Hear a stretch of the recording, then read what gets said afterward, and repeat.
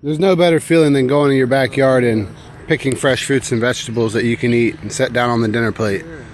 But being self-sufficient takes continual work every day towards an overall goal. Another long day. Tomatoes are growing pretty good. We're trying to get them to grow up onto our trellis right here. And this one's already reached the trellis, which is a blessing.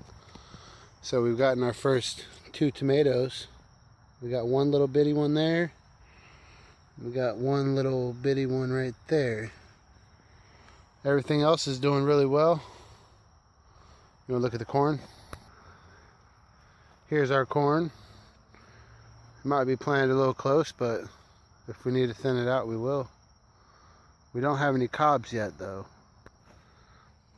Our okra, growing pretty well. It's a little bit slower growing than all the other stuff. These are our bell peppers. We got plenty of flowers. Now we're growing our bell peppers right in here with our tomatoes. The tomatoes we plan on growing up our trellis. And then these peppers won't be quite as tall. So we got plenty of flowers. Hopefully we'll get some nice good sized peppers on these. Now we planted indeterminate tomatoes because we'll get fruit from them all year rather than determinate, where they'll have one big bumper crop and then they won't really produce after that. And then these are our just sweet hybrid peppers we're growing. Squash is coming up nicely. Leaves are getting bigger.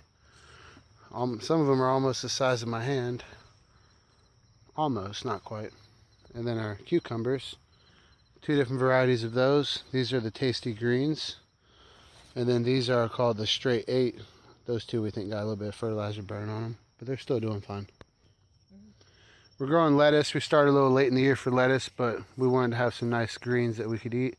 So we're growing our just regular old lettuce, and then we have our spring mixture lettuce over here with all the frilly leaves, and our carrots, which we still have to thin out, but we're going to let them develop and see which ones like these will be the ones we'll keep. Our radishes, they're just exploding out of the box. Some of them have nice sized balls already on them. We need to thin these out as well. You can eat the greens on these.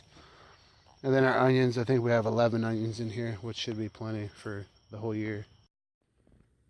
If you like this video and want to see more, make sure you subscribe and hit that thumbs up button. Every like really does help. Pepper plants are doing really well. And just post in the comment section how your garden's doing, or if you have any suggestions for things I could do differently in my garden. Now we do have our first pepper finally. So we got one little bitty pepper right over here. Hard to see, but that's a pepper right there. So that's exciting. First little tomatoes right here and there. Yay.